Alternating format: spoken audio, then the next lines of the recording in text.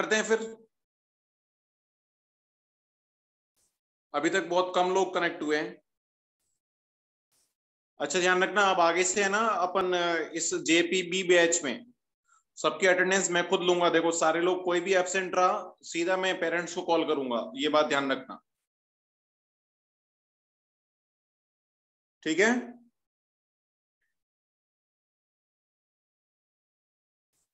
अरे समझ में आ रही ना? Yes sir. हाँ, ग्रुप पे मैसेज नहीं करूंगा, मैं सीधा पेरेंट्स को कॉल करूंगा। तो रीजन होना चाहिए तुम्हारे, और किसी को अगर कुछ भी पर्सनल रीजन है या कुछ प्रॉब्लम है तो क्लास से पहले वो मेरे को मैसेज करेगा कि हाँ मैं आज अटेंड नहीं करने वाला हूँ, अदरवाइज कोई भी कंसिडरेशन नहीं होगा। ठीक है, तो मैं मॉर्निंग में जो पढ़ा था उसको वापस से स्टार्ट करता हूँ। अपन लास्ट लेक्चर से स्टार्ट करते हैं। अभी ठीक है, आवाज आ रही है? Yes sir. ठीक है, तो अपन ने स्टार्ट किया था equation of sound wave. Sound wave की जो इक्वेशन है वो कैसे निकालेंगे उसको समझते हैं अपन। इक्वेशन ऑफ साउंड वेव, तो देखो जैसे अपन ने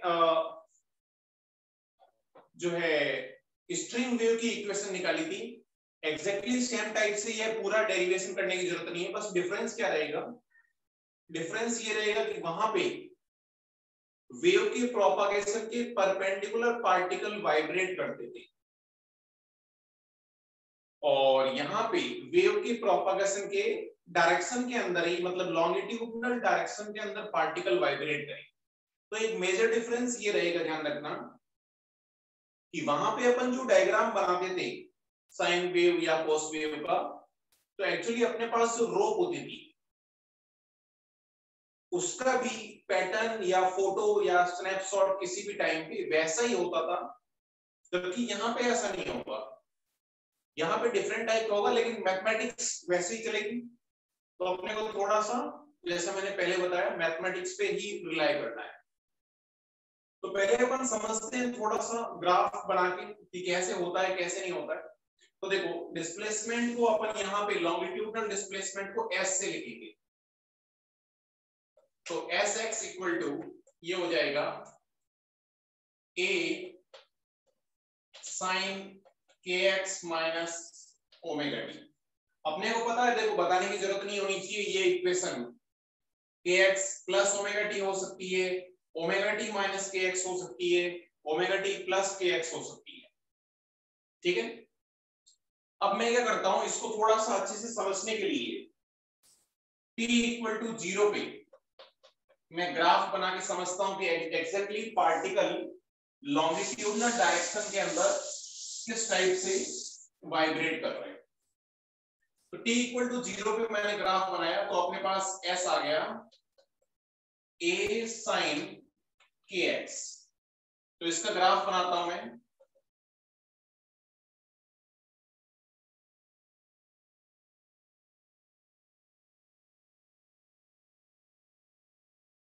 तो ग्राफ साइन का ग्राफ है, तो साइन का ये ग्राफ बना लिया मैंने।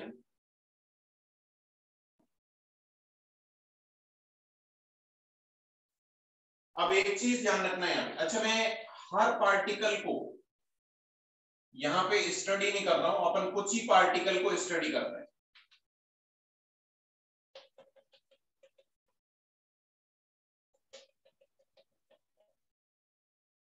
अब अपन देख रहे हैं कि पार्टिकल किस टाइप से वाइब्रेट करते हैं। अच्छा t इक्वल टू 0 पे इसका मतलब फॉर एन इंस्टेंट, एक इंस्टेंट पे पार्टिकल की मोशन कैसी है उसकी बात कर रहा हूं मैं, मतलब कौन सा पार्टिकल किस डायरेक्शन में जा रहा है। तो तुम कुछ लॉजिकली सोच के बताओ, पार्टिकल लॉन्गिट्यूडनल डायरेक्शन के अंदर जा रहे हैं, तो लॉन्गिट्यूडनल डायरेक्शन के अंदर जा रहे हैं, तो अगर किसी के लिए एस अगर नेगेटिव आता है, इसका मतलब पार्टिकल -x के अंदर जा रहा है उस इंस्टेंट पे। s अगर पॉजिटिव आता है इसका मतलब +x के अंदर जा रहा है, क्योंकि अब वेव अपनी kx - ओमेगा t मानिए, मतलब वेव +x के अंदर जा रही है। तो पार्टिकल अपने को पता है वेव +x के अंदर ऐसे जा रही है, तो पार्टिकल वहीं पे वाइब्रेट कर रहा है। लेकिन t = 0 पे, t = 0 पे मैंने ये माना है कि ऑल पार्टिकल्स, t = 0 पे ही मोशन स्टार्ट हुई है, तो सारे के सारे पार्टिकल्स क्या होंगे, इक्विलिब्रियम पे होंगे। इक्विलिब्रियम से ही स्टार्ट हुआ है, t = 0 और x = 0 से सारे पार्टिकल्स स्टार्ट हो गए। हर पार्टिकल के लिए इक्विलिब्रियम अलग अलग होगा। तो ये पार्टिकल जो इस पोजीशन पे है वो भी अभी t = 0 पे इक्विलिब्रियम पे है, ये पार्टिकल भी इक्विलिब्रियम पे है, ये पार्टिकल भी इक्विलिब्रियम पे है, ये पार्टिकल भी इक्विलिब्रियम पे है। सारे पार्टिकल्स t = 0 पे इक्विलिब्रियम पे है। मतलब अपन ने कोई भी साउंड क्रिएट नहीं करी। क्या ये बात समझ में आ रही है? Yes sir. Yes sir. यहां तक कोई डाउट नहीं?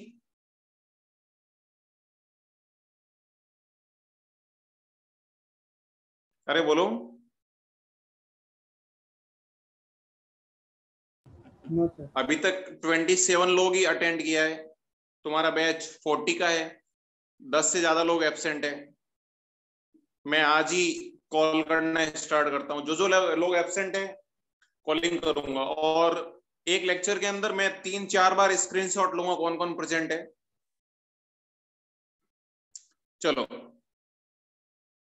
तो Sx = a sin kx, all particles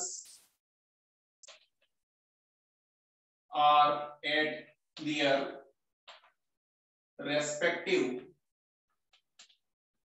equilibrium at t = 0। सारे पार्टिकल t = 0 पे अपने रेस्पेक्टिव इक्विलिब्रियम पे है। अब जैसे डिस्टरबेंस क्रिएट किया या अपन ने साउंड क्रिएट करी, तो हर पार्टिकल वाइब्रेट करने स्टार्ट किया। कुछ पार्टिकल आगे आएंगे, कुछ पार्टिकल पीछे जाएंगे लॉन्गिट्यूडनल डायरेक्शन के अंदर।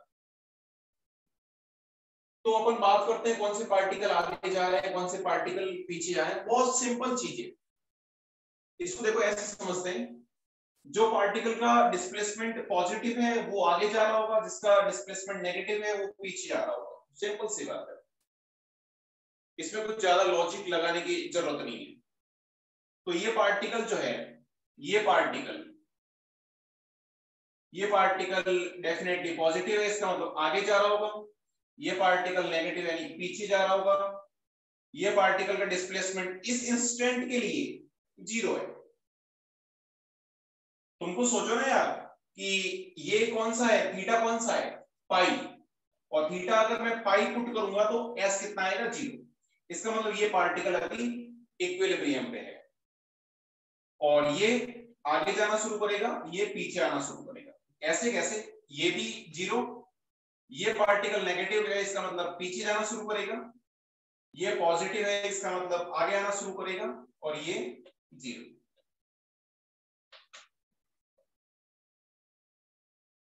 तो अपन इतनी ही पोजीशन को देखते हैं, ज्यादा पोजीशन को नहीं देखते हैं। तो लॉजिकली तुम सोच के बताओ, पार्टिकल्स, कुछ पार्टिकल आगे जा रहे हैं, कुछ पार्टिकल पीछे जा रहे हैं। हर पार्टिकल अपने रेस्पेक्टिव इक्विलिब्रियम के आसपास जो है वाइब्रेट कर रहा है, और कितने एम्पलीट्यूड के साथ कर रहा है, ए एम्पलीट्यूड के साथ। जैसे वहां पे लॉन्गिट्यूडनल डायरेक्शन में करते थे ना, ए एम्पलीट्यूड, इक्विलिब्रियम से ए ऊपर जा रहा है, ए नीचे जा रहा है, ए ऊपर जा रहा है, ऐसे कैसे ये अपने इक्विलिब्रियम से एक बार ए लेफ्ट जा रहा है, फिर ए राइट जा रहा है, लॉन्गिट्यूडनल डायरेक्शन के अंदर जा रहा है। ठीक है, अब तुम कुछ लॉजिकली सोच के बताओ। जैसे मैं अगर इस पॉइंट की बात करूं, इस पॉइंट पे देखो, ये पार्टिकल आ रहा है पीछे, ये पार्टिकल आ रहा है आगे, तो क्या एक इंस्टेंट के लिए यहां पे इस पोजीशन पे पार्टिकल क्या इकट्ठे हो जाएंगे, भीड़ हो जाएगी, क्राउड हो जाएगी क्या? Yes sir. बोलते रहो, देखो चुपचाप मत बैठो। क्या मैं जो बात बता रहा हूं समझ में आ रही क्या? Yes sir. Yes sir. यहाँ पे मेरे को पता है कि यहाँ पे पार्टिकल इकट्ठे हो गए या फिर क्राउड हो गई, ऐसे कैसे? यहाँ पे मेरे को बताओ कि ये पार्टिकल इसके आसपास वाले, ये पार्टिकल उधर चला गया, ये पार्टिकल, तो यहाँ पे क्या जो है पार्टिकल कम हो गई, पार्टिकल की डेंसिटी कम हो गई क्या यहाँ पे? Yes sir. Yes, ऐसे sir. कैसे Yes, है? sir. हेलो, डाउट है कुछ? No, sir. ठीक है, तो क्या ये बात समझ में आ रही है? कुछ पोजीशन पे तो पार्टिकल की डेंसिटी इंक्रीज हो रही है, कुछ पोजीशन पे पार्टिकल की डेंसिटी डिक्रीज हो रही है। क्या ये बात समझ में आ रही है क्या? Yes sir. बोलो। इन्हीं पोजीशंस को अपन क्या बोलते हैं? कंप्रेशन और रेयर फ्रैक्शन। ये वर्ड थोड़े से वर्ड से कंफ्यूज नहीं होना है, वर्ड ध्यान रखना है अपने को। तो ये तो क्या हो गया? कंप्रेशन। ये हो गया रेयर फ्रैक्शन। अभी मैं इसको लिखूंगा क्या होता है, ऐसे कैसे? कंप्रेशन को मैं आर, रेयर फ्रैक्शन को आर से लिख रहा हूं, कंप्रेशन को सी से लिख रहा हूं। तो यहां पे क्या होगा बताओ? कंप्रेशन हो गया, रेयर फ्रैक्शन, कंप्रेशन। कंप्रेशन। तो तुम खुद देख पा रहे हो कि अल्टरनेटिव पोजीशन पे कंप्रेशन और रेयर फ्रैक्शन हो रहे हैं। तो तुम लॉजिकली सोच के बताओ यहां पे क्या होगा? Rarefaction. Rarefaction. तो रेयर फ्रैक्शन और कंप्रेशन क्या है कि ड्यू टू साउंड डिस्टरबेंसेस या due to particles motion in longitudinal direction at some positions density or particle density or pressure is increased। तुम खुद लॉजिकली सोचो, जहां पे पार्टिकल्स ज्यादा इकट्ठे होंगे, जहां पे पार्टिकल्स ज्यादा इकट्ठे होंगे, क्या वहां पे प्रेशर इंक्रीज हो जाएगा? यस। Yes, sir. तो और जहां पे पार्टिकल्स कम होंगे वहां पे प्रेशर कम होगा। इन्हीं पॉइंट्स को अपन रेयर फ्रैक्शन और कंप्रेशन बोलते हैं। तो इसको एक बार लिख लेते हैं कि कंप्रेशन और रेयर फ्रैक्शन क्या होता है। तो बोर्ड यहां तक विजिबल है आई थिंक, ठीक है। तो कंप्रेशन क्या होता है, या मैं ऐसे लिख लेता हूं, due to particles motion in longitudinal direction,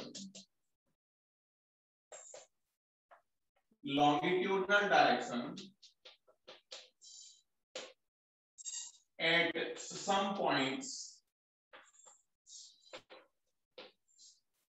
pressure or density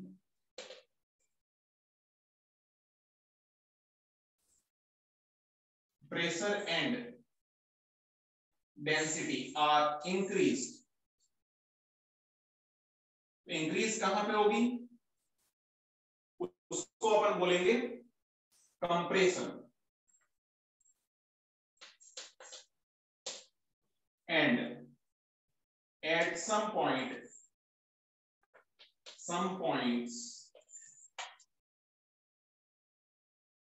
pressure or density are decreased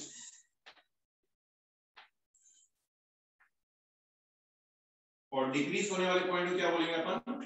rare fraction.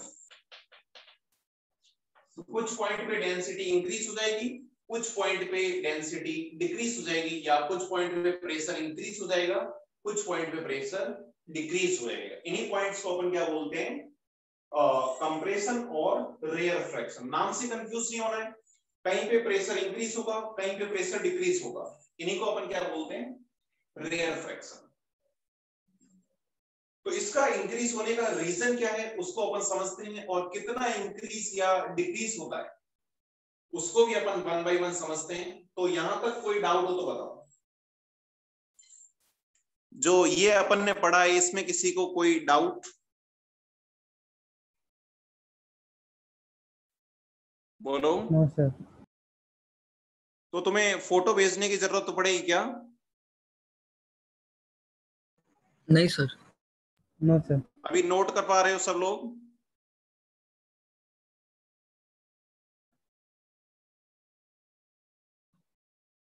तो नोट कर रहे हो या फिर मैं रफ कर दूं? 1 मिनट। Sir 2 minute sir. हाँ जल्दी नोट कर लो।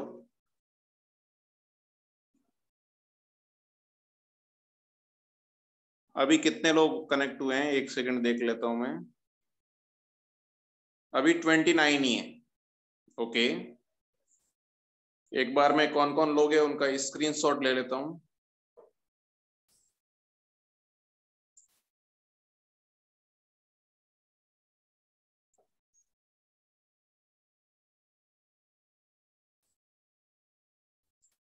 ठीक है, तो जेबी वाले बच्चे थोड़े से लापरवाह ज्यादा हो गए, क्लासेस थोड़े ज्यादा मिस करने लगे। ऐसा तुम करोगे लेकिन मैं होने नहीं दूंगा, सही है ना? पढ़ाई तो करनी पड़ेगी।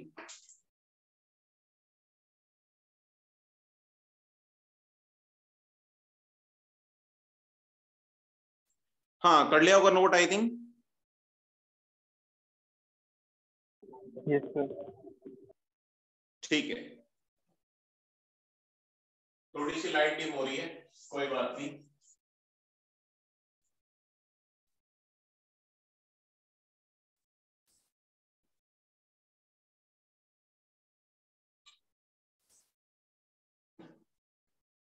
हाँ, तो अपने को पता है कि कुछ पॉइंट्स पे रेयर फ्रैक्शन बनता है और कुछ पॉइंट पे कंप्रेशन बनता है, और ये अल्टरनेटिवली बनता है। कुछ पॉइंट्स पे रेयर फ्रैक्शन और कुछ पॉइंट्स पे कंप्रेशन, जो कि अल्टरनेटिवली बनता है। अब अपने को सबसे पहले रेयर फ्रैक्शन और कंप्रेशन जैसे ऐसा हो क्यों रहा है उसको थोड़ा सा अपन ग्राफ से अगर देखें कि when no sound was created, बिल्कुल भी कोई साउंड प्रेजेंट नहीं थी, कोई भी साउंड अपन ने क्रिएट नहीं करी है, कोई भी साउंड अपन ने फॉर्म नहीं करी है, कोई भी साउंड अपन ने नहीं जनरेट करी है। तो उस केस में क्या होता है, रूम का जैसे रूम के अंदर सारे, अच्छा अपन अभी एयर मीडियम की बात करते हैं, सारे मीडियम में ऐसे ही होता है, बट जनरली अपन जो डेली लाइफ के अंदर यूज करते हैं वो साउंड की प्रोपागेशन के लिए एयर यूज करते हैं। तो जब कुछ भी साउंड नहीं थी तो सारे पार्टिकल्स शांत थे, अपनी अपनी जगह पे थे, कोई डिस्टरबेंस नहीं था। अब अपन ने क्या किया कि जैसे अभी कोई साउंड नहीं है, इसका मतलब there is no disturbance, there is no disturbance among particles, particles के बीच में कोई डिस्टरबेंस नहीं है। और पार्टिकल्स के बीच में अगर कोई डिस्टरबेंस नहीं है तो पार्टिकल जैसे थे वैसे वैसे रहेंगे। मतलब अगर एटमॉस्फेरिक प्रेशर P0 है तो वही प्रेशर मेंटेन रहेगा। प्रेशर तुम किसी भी पोजीशन की अगर बात करोगे, एट एनी पोजीशन अगर तुम प्रेशर की बात करोगे तो डेफिनेटली वो प्रेशर कांस्टेंट आएगा, एटमॉस्फेरिक प्रेशर के इक्वल, यानी P0 के इक्वल कांस्टेंट प्रेशर आएगा। लेकिन सपोज अपन ने कुछ साउंड क्रिएट कर दी, when sound is created,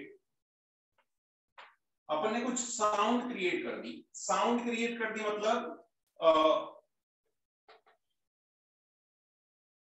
अपन ने जो है पार्टिकल्स पे साउंड क्रिएट करने का सिंपल मीनिंग तुम इतना समझो, जैसे मैं बोल रहा हूं तो मेरे बोलने का मतलब मेरे लिप्स जो है कुछ एयर जो है मैं इन आउट कर रहा हूं, मतलब मैं एयर के पार्टिकल्स पे कुछ फोर्स लगा रहा हूं लॉन्गिट्यूडनल डायरेक्शन के अंदर।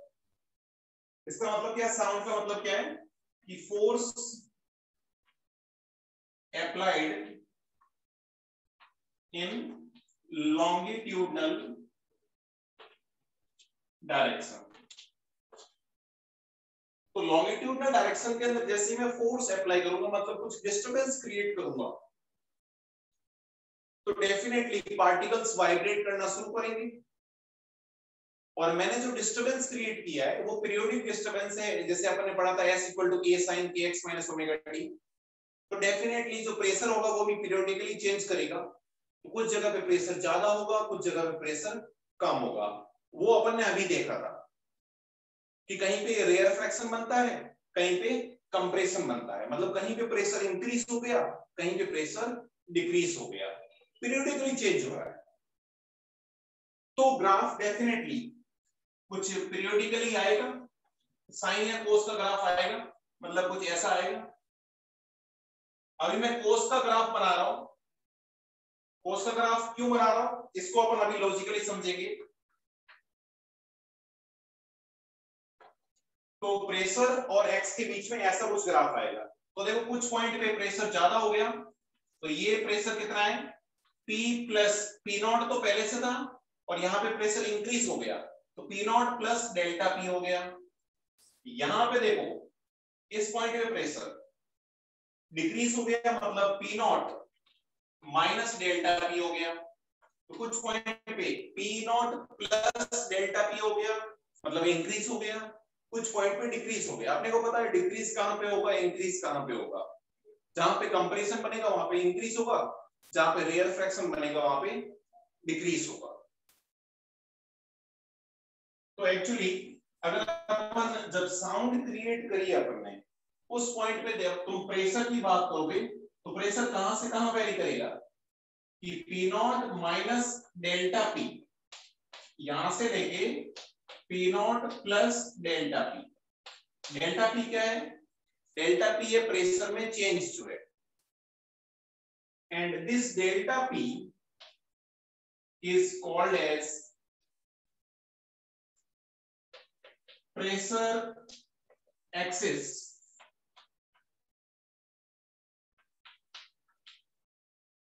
प्रेशर एक्सिस, जिसको पी एक्स से लिखेंगे। प्रेशर एक्सिस का मतलब जो नॉर्मल प्रेशर P0 था उससे वैल्यू कितनी ज्यादा कम हो गई, ड्यू टू, ये प्रेशर एक्सिस किसकी वजह से आ रहा है, due to formation of compression and rarefaction. Compression and rarefaction, उस फॉर्मेशन की वजह से कुछ प्रेशर एक्सेस आया। अब लॉजिकली मैं बता देता हूं, लॉजिकली तो क्या है, मैथमेटिकली आता है कि प्रेशर एक्सेस जो होता है वो minus B into del S upon del X होता है। Pressure excess minus B del S upon del S. S तो अपने को पता है क्या, लॉन्गिट्यूडनल डिस्प्लेसमेंट। तो लॉन्गिट्यूडनल डिस्प्लेसमेंट का पार्शियल डिफरेंशिएशन कर दोगे एक्स के रेस्पेक्ट में, और उसको बी से मल्टीप्लाई कर दोगे। बी क्या है, बल्क मॉडुलस। बल्क मॉडुलस या इसको वॉल्यूम इलास्टिक कोएफिशिएंट भी बोलते हैं। सब लोगों ने आई थिंक फ्लूइड जब पढ़ा था उस टाइम पढ़ लिया होगा क्या होता है ये, क्या नहीं होता है, बट इसकी वैल्यू भी अपन निकालेंगे। अभी ये कुछ लोग मेरे को डाउट पूछ सकते हैं ये फॉर्मूला कहां से आया, तो इसका डेरिवेशन अपने काम का नहीं है। अपने को तो बस सिंपल अपना इसका यूज इतना ही है कि अपने को डिस्प्लेसमेंट गिवन है, लॉन्गिट्यूडनल डिस्प्लेसमेंट गिवन है, तो उससे प्रेशर एक्सिस कैसे निकालोगे। इसका डेरिवेशन अपने सिलेबस में नहीं है, तो उसके बारे में टेंशन लेने की जरूरत नहीं है ज्यादा। स्टैंडर्ड बुक्स के अंदर भी गिवन नहीं होता है, बहुत रेयरली मिलेगा। तो प्रेशर एक्सिस जो है वो बल्क, ये एक्चुअली कैसे आता है वो मैं थोड़ा सा हिंट बता देता हूं अगर कोई डिराइव करना चाहता है तो। ये एक्चुअली इलास्टिसिटी और एनर्जी से आता है। एक्चुअली क्या होता है कि जैसे मैंने कुछ एयर के अंदर डिस्टरबेंस क्रिएट किया, तो ये डिस्टरबेंस जो आगे प्रोपागेट करेगा, वो प्रोपागेट करना जो है, मैंने डिस्टरबेंस कर दिया, अब वो डिस्टरबेंस आगे कैसे प्रोपागेट करेगा, कैसे कैरी फॉरवर्ड होगा, वो डिपेंड करता है पार्टिकल्स की इलास्टिक प्रॉपर्टी पे। पार्टिकल कितना जल्दी जो है वो मूवमेंट कर सकते हैं, और उनकी सबकी इलास्टिक एनर्जी होती है, काइनेटिक एनर्जी होती है, तो उनको रिलेट करके, उनको प्रेशर से रिलेट करके ये फॉर्मूला निकालते हैं अपन, जो कि अपने बिल्कुल भी काम का नहीं है। मैंने भी एक बार डेराइव किया था, बहुत टाइम लग गया था, मतलब मैंने भी 2-3 बार यूजफुल हिंट यूज करके किए थे, तो मेरे को ही मतलब 2 दिन लग गया था। 2 दिन का मतलब जैसे बहुत सारे हिंट यूज करने के बाद, तो अपने कुछ काम का नहीं है। उसके बाद मैंने भी इग्नोर कर दिया, मैंने भी कभी वापस देखा नहीं इसको, तो कुछ काम का नहीं है अपने। ठीक है, तो आई थिंक यहां तक कोई डाउट नहीं किसी को।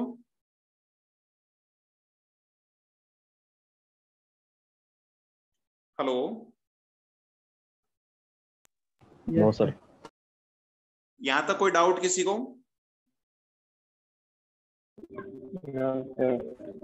No sir. ठीक है, ठीक है, तो अब अपन है ना प्रैक्टिकली कैलकुलेट करते हैं कि प्रेशर आता कितना है। वैसे आसान है, कोई दिक्कत नहीं है। चलो, यहां से ज्यादा क्वेश्चन नहीं बनते, बट मैं एक थ्योरेटिकल जो चीज बताता हूँ वो ध्यान रखनी है, जो कि आगे अपने क्वेश्चंस के अंदर यूज होगी। ये पूरा है ना, इस पार्ट के बारे में ज्यादा अपने को कंफ्यूज होने की जरूरत नहीं है। ये जो अभी पार्ट पढ़ रहे हैं, यहाँ से जो क्वेश्चंस आते हैं वो न्यूमेरिकल क्वेश्चन नहीं आते हैं, यहाँ से थ्योरेटिकल क्वेश्चन आते हैं एग्जाम के अंदर, और वो भी बहुत रेयरली आते हैं। काम का पार्ट जहां से न्यूमेरिकल क्वेश्चन बनते हैं वो अपन आगे पढ़ेंगे। तो अभी ऐसे एक क्वेश्चन यहाँ से सिंपल सा बनता है, जैसे अपन ने displacement a sin kx minus omega T पढ़ा था, तो प्रेशर एक्सिस इससे कैसे निकालते हैं? अपने को पता है प्रेशर एक्सिस जो होता है minus B del S upon del X होता है। तो इसका मैं x के रेस्पेक्ट में पार्शियल डिफरेंशिएशन कर लेता हूं, del S upon del X. तो a तो एज इट इज साइन के डिफरेंशिएशन कोस हो जाएगा, और x का मल्टीपल आगे आ जाएगा क्योंकि x के रेस्पेक्ट में कर रहे हैं, तो a into k into cos kx minus omega T हो गया।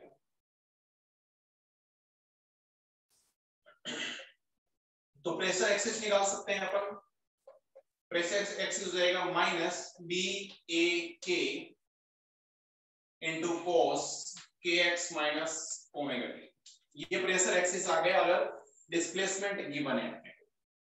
हमेशा है ना, ऑलवेज ये कोस की टर्म में कंपल्सरी नहीं है।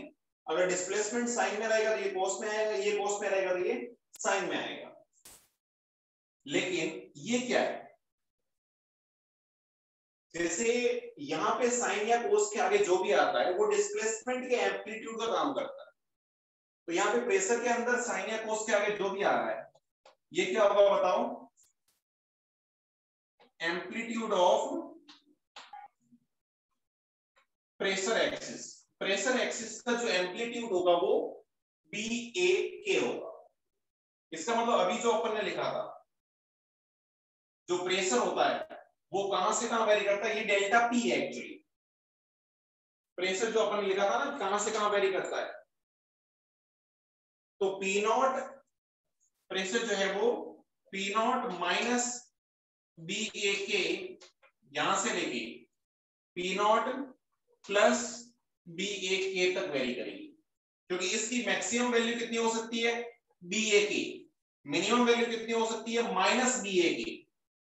तो यही एक्चुअली डेल्टा पी है अपने लिए, delta P amplitude of pressure axis. ठीक है, तो ये एम्पलीट्यूड ऑफ प्रेशर एक्सिस कभी कभी न्यूमेरिकल क्वेश्चन पूछ लिया था ये आपसे, तो बी ए के होना चाहिए। बी क्या है? बल्क मॉडुलस है, ए लॉन्गिट्यूडनल डिस्प्लेसमेंट का एम्पलीट्यूड, और के जो एक्स के मल्टीपल में आता है, या फिर 2 पाई बाई लैम्डा। या जिसको वेव नंबर बोलते हैं। तो यहां तक कोई डाउट हो तो बता दो मेरे को, यहां तक किसी को कोई डाउट? यहां तक किसी को कोई डाउट?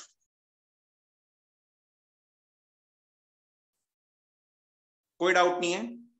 No sir. सर वो प्रेशर एक्सेस से वहां से नहीं समझा सर। अरे प्रेशर एक्सिस की इक्वेशन, वो pressure excess equal to minus B into del S upon del X है। तो del S upon del X निकाल लिया अपन ने, ए के इंटू कोस के एक्स माइनस ओमेगा टी, ये इक्वेशन निकाल ली। और इस इक्वेशन की value pressure excess equal to minus B into del S upon del X के अंदर पुट कर दी। तो माइनस बी तो एज इट इज है, और बाकी एज इट इज अपन ने इक्वेशन चिपका दी, ए इंटू के इंटू कोस के एक्स माइनस ओमेगा टी। तो प्रेशर एक्सिस आ गया माइनस बी ए के इंटू कोस के एक्स माइनस ओमेगा टी। अब ये टर्म माइनस कोस के अंदर है, तो कोस की वैल्यू -1 से 1 वेरी करती है, तो इसकी वैल्यू भी डेफिनेटली -1 से 1 वेरी, मतलब कोस की वैल्यू -1 से 1 वेरी करती है। तो इस पूरे फंक्शन की वैल्यू, प्रेशर एक्सिस की वैल्यू कहां से कहां वेरी करेगी? माइनस बी ए के से प्लस बी ए के। कोस की वैल्यू एक बार 1 और एक बार -1 पुट करके देखो। तो अभी अपन ने लिखा था प्रेशर कहां से कहां वेरी करता है, P naught minus delta P से P naught plus delta P. ये डेल्टा पी ही है बी ए के जो है एम्पलीट्यूड ऑफ प्रेशर एक्सिस। समझ में आया क्या? Yes sir. ठीक है, तो ये अपने बातें हो गई। तो क्या मैं ऐसा बोल सकता हूं, ये क्या है, ये मैक्सिमम प्रेशर है, और कंप्रेशन क्या होता है, जहां पे प्रेशर इंक्रीज हो जाता है। तो क्या इसको मैं ऐसा बोल सकता हूं, ये क्या है, प्रेशर एट कंप्रेशन, और ये क्या है, प्रेशर एट रेयर फ्रैक्शन। तो ये तो है प्रेशर एट रेयर फ्रैक्शन, ये क्या है, प्रेशर एट कंप्रेशन। क्या ये बात समझ में आई सबको? यस। ठीक है, अब आगे बढ़ने से पहले एक चीज तुम्हारे फ्लूइड की मैं तुम्हें थोड़ी सी याद दिला देता हूं। एक बात बताओ मेरे को कि जो बल्क मॉडुलस होता है बी, इसकी वैल्यू फ्लूइड में तुम कैसे निकालते हो?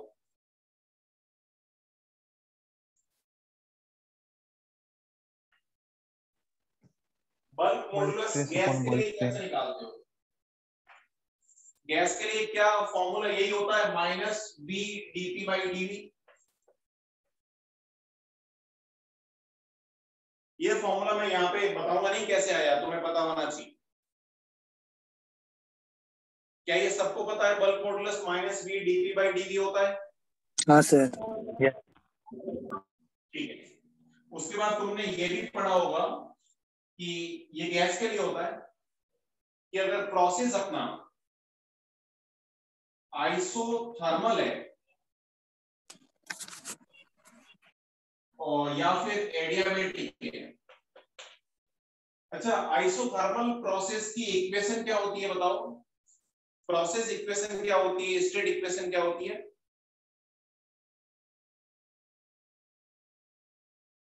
अरे बोलो। PV equals to constant. Very good, PV equal to constant, या कांस्टेंट ले लेता हूं। एडियाबेटिक की इक्वेशन क्या होती है? P into V की power gamma equal to constant. हाँ, P इंटू वी की power gamma equal to constant. अब देखो मेरे को बल्क मॉडुलस निकालना है, मतलब minus B DP by DV निकालना है। तो ये इसको डिफरेंशिएट कर लेता हूं, ये हो गया a इंटू बी से डिफरेंशिएट कर लेता हूं, P into DV plus v into DP equal to constant का डिफरेंशिएशन 0, तो यहां से dp बाई dv ये आ गया माइनस p अपॉन v। तो dp बाई dv की value minus p upon v put करूंगा तो क्या अपने पास बल्क मॉडुलस कितना आ गया बताओ? P के इक्वल आ गया क्या? तो एडियाबैटिक के लिए ध्यान रखना, एडियाबैटिक के अंदर अगर तुम्हें आइसोथर्मल के अंदर अगर तुम्हें बल्क मॉडुलस पूछा है मतलब P की वैल्यू पूछी, एडियाबैटिक के अंदर ऐसे कैसे dp बाई dv निकालोगे? मैं डायरेक्टली लिख रहा हूं, सब कर सकते हैं डिफरेंशिएशन। dp बाई dv निकालोगे तो ये आ जाएगा minus gamma into p upon v। तो फिर बल्क मॉडुलस आ जाएगा गामा इंटू p। तो ध्यान रखना एडियाबैटिक के लिए अपने को यही फॉर्मूला ध्यान रखना है, और अपने इस साउंड वेव के अंदर अपन एडियाबैटिक प्रोसेस ही यूज करेंगे। अच्छा, तुम्हें बोर्ड पूरा दिख रहा है क्या? वो राइट साइड का नहीं दिख रहा है। थोड़ा सा मैं रोटेट कर देता हूं, अभी ठीक है क्या? Yes sir. यस। ठीक है। तो आइसोथर्मल के लिए बल्क मॉडुलस प्रेशर P के इक्वल होता है, जो कि अपने को ज्यादा ध्यान नहीं रखना है इस चैप्टर के लिए एटलीस्ट, लेकिन एडियाबैटिक के लिए गामा इंटू P होता है, ये ध्यान रखना है, आगे काम आएगा अपने लिए। अच्छा, किसी को नहीं पता है तो मैं बता देता हूं गामा क्या होता है। CP by CV। तो CP अपॉन CV से कैलकुलेट कर लेते हैं, और या फिर इसकी वैल्यू 1 प्लस 2 अपॉन F होती है। F क्या होता है?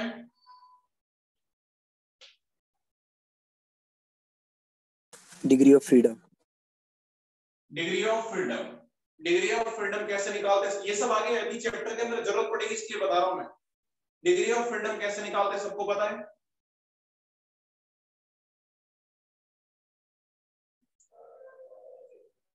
डिग्री ऑफ फ्रीडम कैसे निकालते हैं?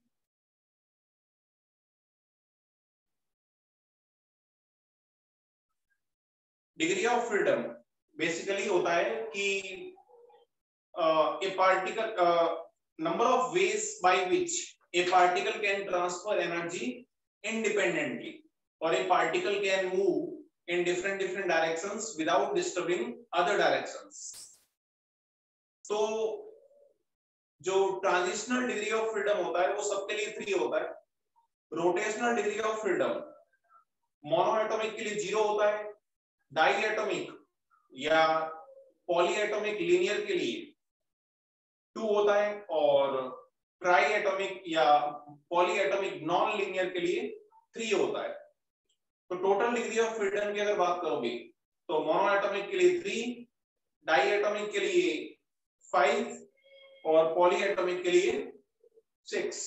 ये सबको पता होना चाहिए। तो वहां से गामा निकाल सकते हो 1 प्लस 2 बाई F से, तो वही अपने काम का है, ध्यान रखना है अपने को। कोई डाउट नहीं आता, राइट? यहां तक किसी को कोई डाउट?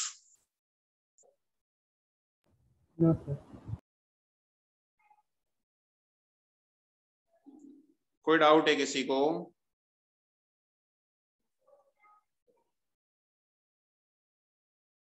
कोई डाउट नहीं, राइट? नो। ठीक है, आगे बढ़ते हैं फिर।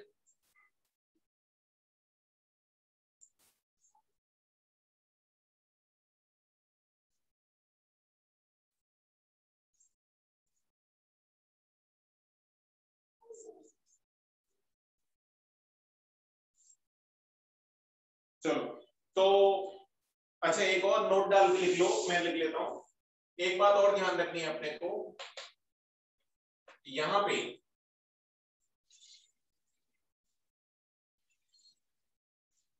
कि अभी अपन आगे ये सारा अब तक जितना अपन ने पढ़ा है यहां से या तो बहुत सिंपल फॉर्मूला बेस्ड न्यूमेरिकल आता है या फिर न्यूमेरिकल नहीं आता है, थ्योरेटिकल क्वेश्चन आता है जो कि अपन आगे यूज करेंगे। एक चीज यहां से दो इंपॉर्टेंट पॉइंट्स बनते हैं। पहला पॉइंट कि एक तो अपन ने एस जो है वो निकाला a sin kx minus omega T, और इससे अपन ने प्रेशर एक्सिस निकाला k cos kx minus omega T. तो एक तो इक्वेशन साइन की है और एक इक्वेशन कोस की है। तो क्या मैं ये बोल सकता हूं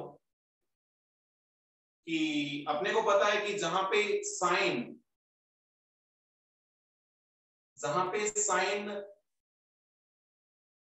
0 होता है वहां पे कोस मैक्सिमम होता है या फिर मिनिमम होता है, और जहां पे कोस 0 होता है वहां पे साइन या तो मैक्सिमम होता है या मिनिमम होता है। मतलब साइन की वैल्यू जहां पे 0 होती है वहां पे कोस की वैल्यू 1 या -1 होती है, जहां पे कोस की वैल्यू 0 होती है वहां पे साइन की वैल्यू 1 या -1 होती है।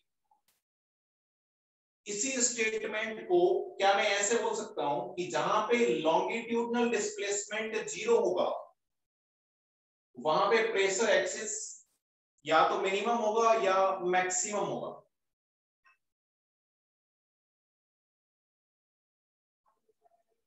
बोलो।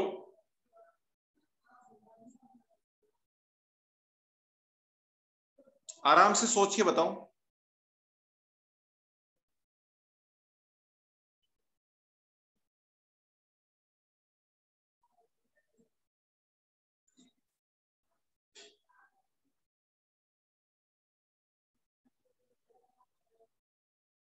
अरे बोलो।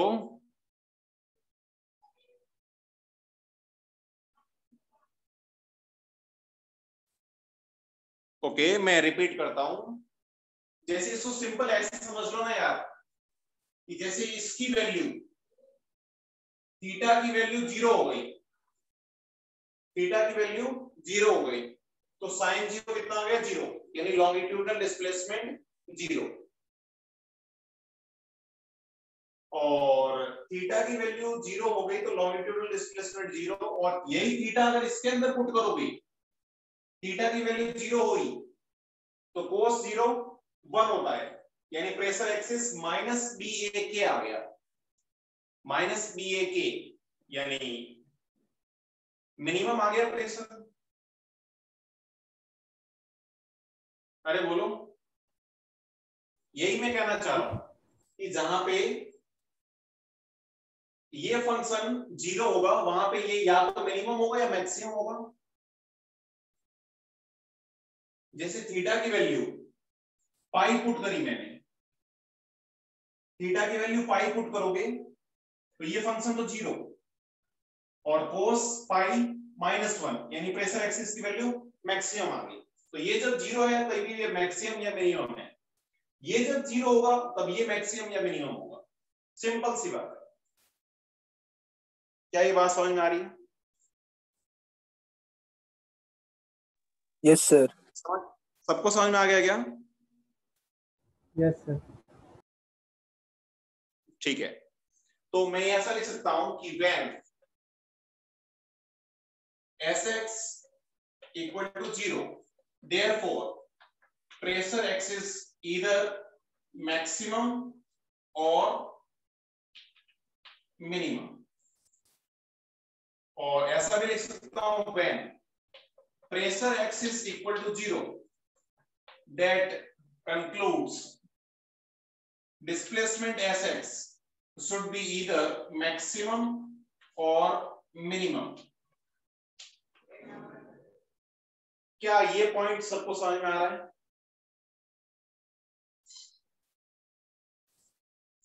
तो ये अपना फर्स्ट पॉइंट हो गया। सेकंड पॉइंट अपना इसके अंदर ये है कि इन साउंड वेव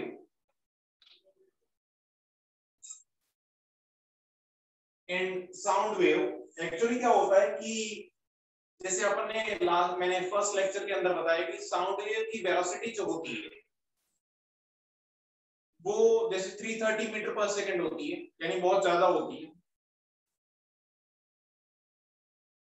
330 मीटर पर सेकंड इतनी ज्यादा होती है, इसका मतलब प्रोपगेशन बहुत जल्दी जल्दी होता है। और प्रोपगेशन बहुत जल्दी होने का मतलब क्या है कि रेयर फ्रैक्शन और कंप्रेशन बहुत फास्टली बनते हैं, और बहुत फास्टली अगर बनते हैं तो हीट ट्रांसफर का पार्टिकल्स को टाइम नहीं मिलता। तो प्रैक्टिकली जब अपन आगे कैलकुलेशन करी तो वो सारे के सारे रिजल्ट्स एडियाबेटिक के अकॉर्डिंग आ रहे थे। बाद में अपन ने एक्सप्लेन इसको इस टाइप से किया। इसलिए यहाँ पे जब भी कभी अपने को एयर के अंदर इसकी जरूरत पड़ेगी कौन सा प्रोसेस हो रहा है एक्चुअली साउंड वेव के प्रोपगेशन के टाइम में, तो अपन एडियाबेटिक प्रोसेस मानेंगे। एडियाबेटिक का मतलब जहां पे हीट ट्रांसफर बिल्कुल भी नहीं होती है, जहां पे हीट ट्रांसफर नहीं होती है उसको एडियाबेटिक बोलते हैं। तो यहाँ पे भी rarefaction and compression are formed very fastly, therefore process should be adiabatic. क्या ये पॉइंट समझ में आ रहा है सबको? Rarefaction and compression are formed rapidly, therefore process should be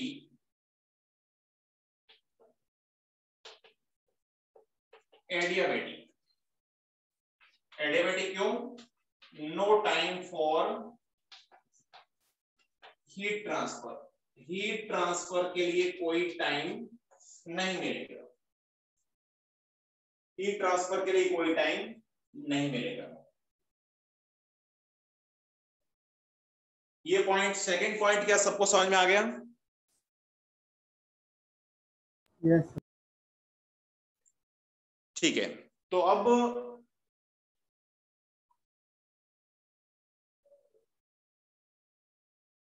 ये तो अपनी बातें हो गई जो थ्योरेटिकल बातें थी इस साउंड वेव के अंदर। अब तक जो है सारी बातें अपन ने थ्योरेटिकल करी है, ये सारी थ्योरेटिकल बातें। अब एक्चुअली इसका न्यूमेरिकल पार्ट स्टार्ट होता है जो है velocity of sound wave. Sound wave की वेलोसिटी क्या होगी? वेलोसिटी ऑफ साउंड वेव तो अपने को पता है वेलोसिटी एयर के अंदर जो अपन ने निकाली थी 330 मीटर पर सेकेंड, लेकिन वो कैसे आई उसको समझते हैं। या अपन मीडियम चेंज कर देंगे या टेम्परेचर चेंज कर देंगे तो वेलोसिटी कितनी होगी उसको समझना है अपने। तो इन जनरल वापस से साउंड वेव की वेलोसिटी का डेरिवेशन मैं नहीं बता रहा, जरूरत नहीं अपने को, मैं डायरेक्ट फॉर्मूला बता रहा हूं, वही काम का है। तो वेलोसिटी जो है, ध्यान रखना तुम्हारे 11th के बोर्ड के सिलेबस के अंदर भी जो डेरिवेशन है वो भी अपन कवर करेंगे, लेकिन जो बोर्ड के अंदर भी सिलेबस काम के नहीं है उनको अपन कवर नहीं कर रहे होंगे। ठीक है, तो ऐसा नहीं कि तुम ये सोचो कि अपन डेरिवेशन नहीं कर रहे हैं, ऐसा नहीं है। जो काम के डेरिवेशन है एनसीईआरटी में है या फिर थोड़े बहुत भी आगे यूजफुल है कहीं पे काम आ रहे हैं उनको अपन बिल्कुल करेंगे, लेकिन जो बेमतलब टाइम वेस्टिंग है उनको नहीं कर रहे। तो वेलोसिटी जो होता है वो आता है under root of elasticity coefficient upon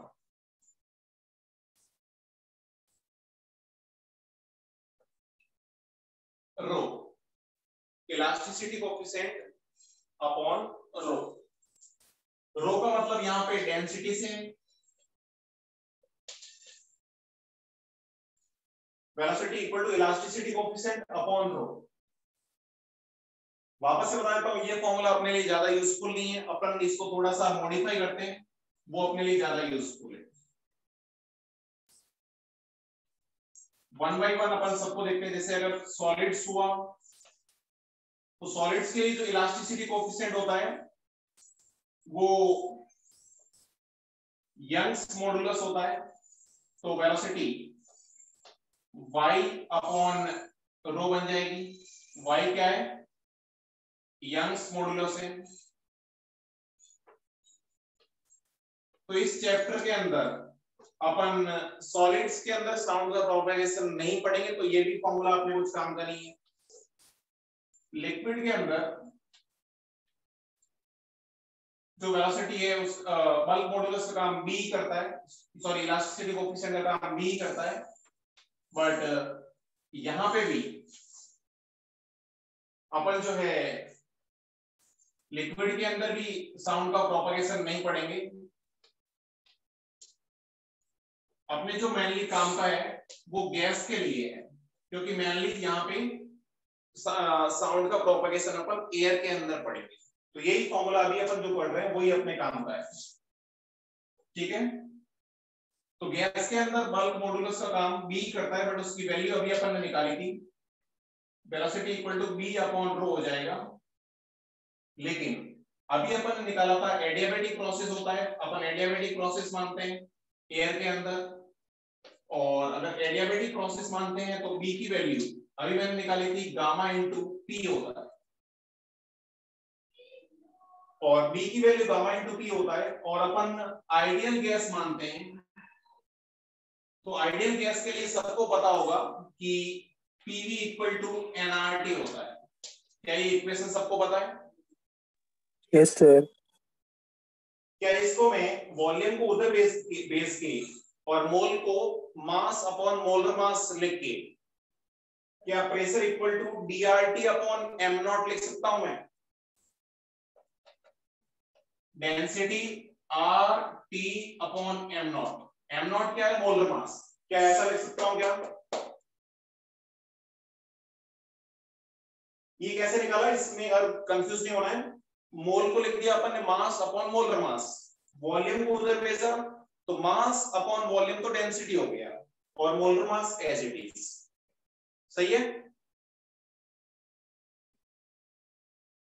तो अब मैं क्या कर रहा हूं, बी की value gamma into P put कर रहा हूं, उसके बाद पी की जगह rho R T upon M naught put करता हूं। तो रो से रो कैंसिल हो गया, R T upon M naught बचा। तो वेलोसिटी का फॉर्मूला आ गया finally under root of gamma R T upon M naught. यही फॉर्मूला अपने सबसे ज्यादा काम का है। पूरी साउंड वेव के अंदर एक ही फॉर्मूला यूज होगा, gamma R T upon M not, gamma R T upon M not. बताओ ये फॉर्मूला कैसे आया? किसी को कोई डाउट?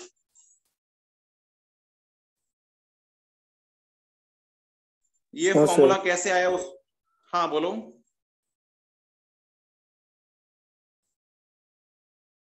किसी को कोई डाउट है क्या?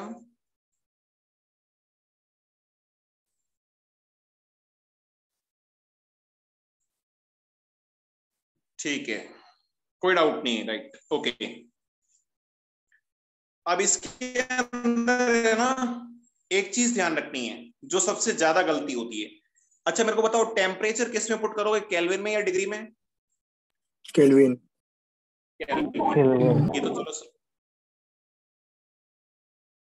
डेरिवेशन, जैसे हितेश पूछ रहा है कि डेरिवेशन समझने की जरूरत है, बिल्कुल भी समझने की जरूरत नहीं है। जिंदगी में कभी काम नहीं आएगा डेरिवेशन। कौन से डेरिवेशन की बात कर रहे हो वैसे हितेश?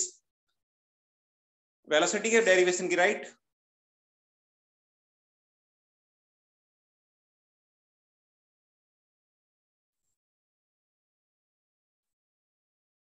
कोई भी डेरिवेशन समझने की जरूरत नहीं है, सीधा फॉर्मूला ध्यान रखो, gamma R T upon M not. अच्छा अब इसमें एक एक चीज समझ लेते हैं अपन। गामा क्या है?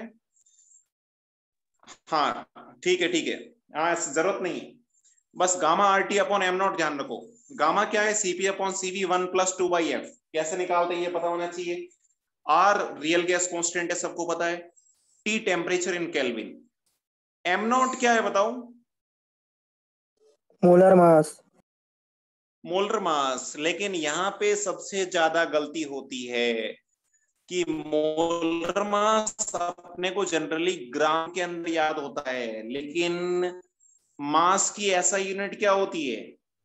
kg. किलोग्राम। तो सारी वैल्यूज यहाँ पे अपने को केजी के अंदर पुट करनी है, ये बात ध्यान रखनी। जैसे O2 का मोलर मास कितना होता है बताओ? 16। 32. अरे O2 32 ग्राम पर मोल.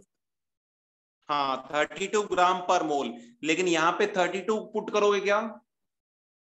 No sir. यहाँ पे केजी के अंदर पुट करोगे, यानी 32 इंटू 10⁻³ तो ये ध्यान रखना, ये मोलर मास तो है, लेकिन ये किसमें पुट करोगे? केजी पर मोल के अंदर।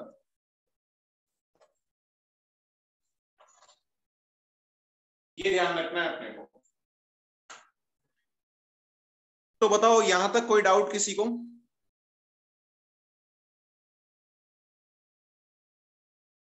कोई डाउट नहीं है?